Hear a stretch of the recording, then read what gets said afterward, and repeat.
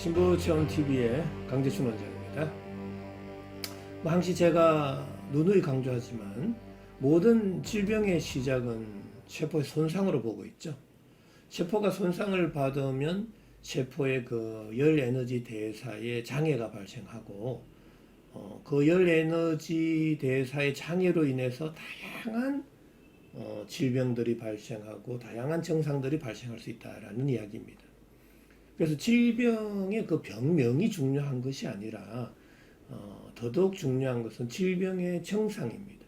증상 하나하나에 대해서 어떤 과정을 통해서 발생했느냐를 이해하신다라면 어떤 질환이든 간에 쉽게 그 근본적인 치료 또 방법과 원칙을 세울 수 있다라는 이야기입니다. 그래서 항시 저의 신부체험TV에 있어서는 반드시 우리 시청자 여러분들이 기억을 해야 될 것은 그 세포의 구조들입니다. 먼저. 근데 그 중에서도 가장 제가 강조하고 있는 것은 바로 이 미토콘드리아입니다. 미토콘드리아에서 ATP의 합성이 생기고 그걸로 인해서 열 에너지가 발생하는 겁니다. 열 에너지가 발생하지 않으면 모든 생명체는 다 죽게 됩니다. 그래서 신부체온 37도를 유지하지 못할 때 모든 생명체는 병에 걸리고 결국에는 죽게 된다라는 사실이죠. 그래서 저는 모든 질병 치료의 시작은 세포로부터 시작이 돼줘야 되고 그 세포의 손상의 가장 핵심적인 소기관은 바로 미토콘드리아다라는 이야기입니다. 자, 이런 미토콘드리아에서의 장애가 시작될 때 모든 질병은 시작이 된다라고 보고 있고요. 바로 이러한 관점에 있어서 그러면은 우리가 무병장수할 수 있는 조건은 뭐냐를 우리가 따져봐야 됩니다. 그래서 제가 이 그래프를 하나 그렸는데요. 무병장수할 수 있는 조건은 항시 심부온도 37도를 유지하는 겁니다. 이 심부온도 37도를 유지할 때만이 우리는 무병장수할 수 있다. 병에 걸리지 않을 수 있다라는 이야기가 되는 거죠. 자, 그렇다면 이러한 무병장수 조건 중에서 심부온도잖아요. 그럼 심부온도는 그냥 형성되는 게 아닙니다. 그래서 저는 이 심부온도와 피부온도와의 상관관계를 잘 이해해 줘야 된다라는 이야기입니다. 심부온도가 올라가면 피부온도는 내려가고 심부온도가 내려가면 피부온도는 올라가는데 바로 그 조절 중추는 시상하부라는 겁니다. 시상하부에서 그렇게 항시 체온의 항상성을 위해서 끊임없이 조절하고 있다라는 이야기죠. 자, 그런데 문제는 이러한 세포가 손상을 받으면 심부온도가 내려갈 가능성이 많고요. 심부온도가 내려가면 상대적으로 피부온도가 올라가면서 다양한 증상과 질병이 발생할 수 있다라는 이야기입니다.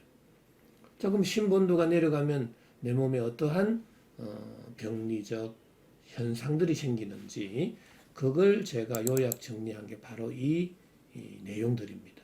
그래서 심부온도가 내려가면 항시 피부온도는 올라가게 되고 표면 장력은 약화되고 응력은 강하게 됩니다. 그래서 밀어내는 힘이 세질 수 있다라는 이야기고요. 항시 체열의 방출을 줄이기 위해서 모공을 닫게 된다.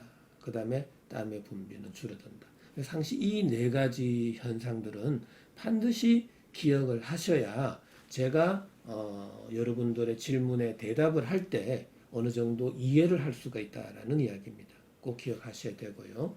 바로 이러한 피부 온도가 올라갈 때 그러면 우리는 표면 장력과 응력에 문제가 생기게 되는 겁니다. 그래서 표면 장력이 약해진다. 아래로 끌어당기는 힘은 약해지고 바깥으로 밀어내는 힘, 응력은 강해지는 겁니다. 그래서 여러 가지 구진, 팽진, 수포, 농포, 결절, 종기, 종양과 같은 이 돌출, 비대, 팽창과 같은 정식성의 또 윤기성의 증상들이 나타날 수 있다라는 이야기입니다. 그래서 이러한 것을 종합적으로 우리가 쓴머리한 게 저는 이 질병 발생의 과정을 이렇게 도식화했습니다. 제일 먼저 세포가 손상을 받고 그때 미토콘드리아에서의 ATP의 합성의 장애로 인해서 심부온도가 내려가게 된다라는 이야기죠. 신분도가 내려가면 이 네 가지 현상이 발생하는데 이러한 네 가지 현상이 계속 장기화되고 만성화되고 반복될 때 여러 가지 병리적 변화로 질병이 발생하게 된다라는 이야기죠. 이런 질병의 다양한 발생은 그때의 증상의 형태 또 발병 부위에 따라서 질병의 명이 결정되는 겁니다. 그래서 중요한 것은 질병명이 아니라 어떠한 증상들이 발생했는지 그 증상이 어떤 과정을 통해서 발생했는지를 정확하게 이해해 주셔야 우리가 근본적인 질병을 치료할 수 있다라는 이야기입니다. 자, 그러한 관점에서 저의 신부 체험 TV를 시청해 주시면 너무나 쉽게 질병을 이해할 수 있고 또 그 근본적인 치료를 우리가 할 수 있다라는 이야기죠. 그래서 그러한 과정 속에서 우리가 생활은 어떻게 해야 되고 또 음식은 어떻게 먹어야 되고 또 우리가 어떠한 잠을 자야 되고 어떠한 환경 속에서 습생을 해야 될지에 대한 그 기준이 서게 된다라는 이야기죠. 그래서 저의 모든 치료의 원칙이 있습니다. 3대 치료 원칙은 낮아져 있는 심부 온도는 올려야 된다. 또 높아져 있는 피부 온도는 낮춰야 된다. 닫혀져 있는 모공은 열어줘야 된다라고 저는 누누이 강조하고 있습니다. 자, 이러한 관점에서 저의 이론을 또 저의 설명을 듣게 된다라면 너무나 쉽게 이해할 수 있다라는 겁니다. 자, 그러면은 오늘도 피부 질환의 질문을 통해서 제가 여러분들한테 쉽게 한번 설명을 해보겠습니다. 첫 번째 질문이네요. 정상을 좀 봐주세요 라는 겁니다. 자, 차근차근 좀 한번 따져보죠. 얼마 전에 몸살 감기로 인해 응급실 방문한 이후에 주사와 약을 먹었습니다. 관계가 있는지 모르겠지만 아무튼 몸살을 앓고 난 후에 이 반점이 생겼습니다. 혈관이 터진 것 같기도 하고 몸살 앓고 하루 정도 후에 외출해서 오래 걸었는데 관절에 통증이 와서 파스를 붙였다라는 겁니다. 다음날 통증이 가라앉아서 파스를 제거하고 보니 무릎이 발적이 되고 따갑기까지 합니다. 원인이 뭔지 답변 좀 부탁드립니다. 라는 이야기입니다. 자, 그렇다면 이러한 내용의 핵심 포인트를 우리가 한번 잡아보죠. 자, 첫 번째로는 이 몸살 감기가 왔다라는 거죠. 몸살 감기는 왜 오는 걸까요? 여러분들 많이 경험을 해보셨을 겁니다. 한여름에 더울 때는 감기에 잘 안 걸리죠. 그런데 선풍기 에어컨을 너무 장시간 쬐게 되면 기침 감기를 막 하게 됩니다. 몸살도 앓고 오한도 생기고 바로 그건 뭘까요? 갑자기 그 선풍기 에어컨에 의해서 체온이 확 떨어진 겁니다. 여름철에 세균과 바이러스가 몸에 들어와서 면역력이 떨어져서 발열이 된 게 아닙니다. 바로 순간적으로 신부 체온이 떨어졌던 겁니다. 신부 체온이 떨어지면 신부 체온을 높이려고 모공을 닫게 되죠. 그리고 막 오한이 생깁니다. 몸을 떨게 되는 거죠. 그때 체온을 높이려고 하는 현상이 발생하는 겁니다. 그래서 몸살 감기가 왔다라는 것은 그만큼 오한 발열이 생길 수 있다라는 거고요. 자, 그때 신부 체온이 떨어지니까 모공은 닫힌단 말이죠. 그럼 닫힌 이후에 우리는 밥을 먹고 활동을 하면 열이 발생하잖아요. 그 열은 구멍, 관절, 마찰이 많은 쪽으로 열이 쏠리게 되는데 바로 관절 쪽으로 열이 쏠리면 관절통이 생기는 거죠. 자, 관절통이 생길 수 있었는데 그때 오랫동안 걸었다고 그랬잖아요. 그럼 그러면은 관절 부위에 더 열 에너지가 많이 쏠릴 수 있겠죠. 자, 그러면 관절 부위에 피부 온도가 올라갈 수 있었는데 그때 관절에 염증이 생기고 관절에 통증이 생길 수 있었던 거죠. 근데 그때 파스를 붙였다네요. 그럼 파스를 붙여버리면 어떻게 됩니까? 그때는 그 파스로 인해서 열이 많이 발생해서 그쪽에 모공이 열리면 어느 정도 또 통증은 진정될 수 있어요. 그런데 그 파스로 인해서 피부 바깥으로 열이 방출이 안 되잖아요. 자, 그렇게 되면은 그 무릎 부위의 피부 온도는 올라가게 되는 거죠. 그래서 파스로 인해서 발적이 될 수 있다. 접촉성 피부염이 발생할 수 있다라는 이야기입니다. 자, 이걸 꼭 기억해 주셔야 됩니다. 자, 쉽잖아요. 자, 그리고 한편에서는 또 근육 쪽으로 쏠리게 되면 근육통이 생기는 겁니다. 그래서 몸살 감기의 전형적인 증상들입니다. 오한발열, 피로감, 근육통, 관절통이 생길 수 있다라는 이야기죠. 자, 반점이 생긴다? 이해될 수 있죠. 피부 온도가 올라가니까 어느 한쪽으로 열이 쏠리는 과정 속에서 그 열이 너무 쏠리다 보면 중첩 교차되는 현상이 발생하죠. 그럼 중첩 교차되는 그 지점의 피부 온도는 더 올라가니까 거기에 홍반이 생길 수도 있습니다. 그래서 반점이 생길 수도 있고요. 당연히 피부 온도가 올라가니까 모세혈관은 확장이 되는 겁니다. 그래서 혈관이 터진 것 같은 그러한 증상들도 나타날 수 있다는 거죠.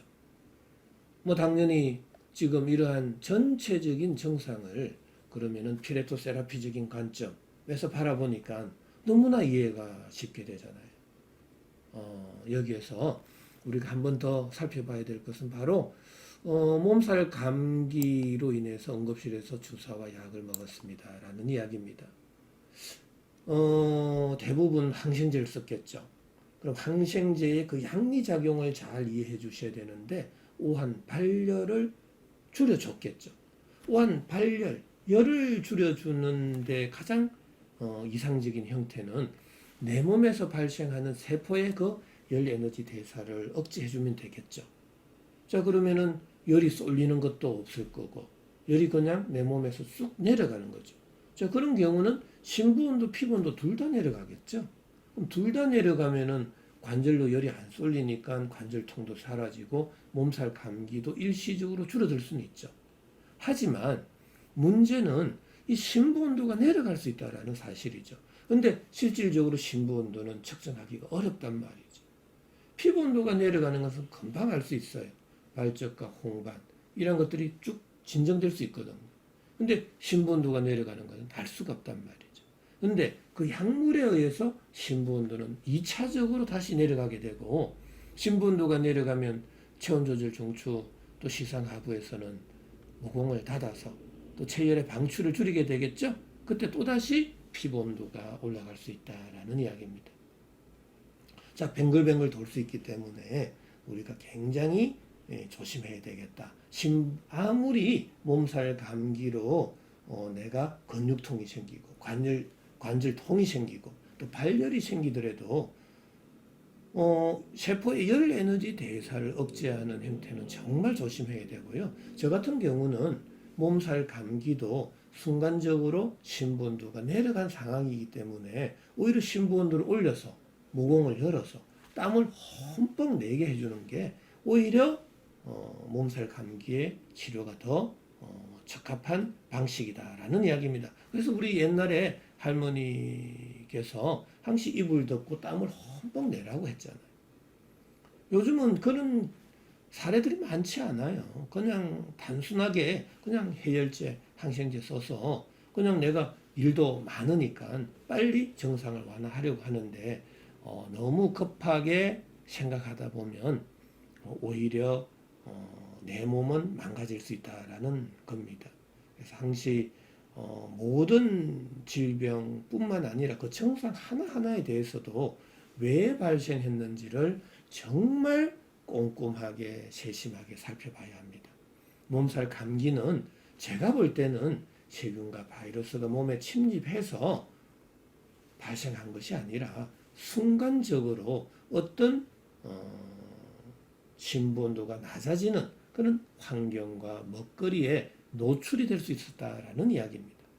그래서 이러한 관계 속에서 우리가 피부 온도는 올라가고 모공이 닫혔기 때문에 거기에서 또 관절통이 생겼고 관절통이 또 생겼다고 파스를 붙였고 그럼 파스에 의해서 피부 온도는 더더욱 올라가는 그러한 원인 때문에 이러한 전반적인 현상이 발생한 걸로 보여집니다.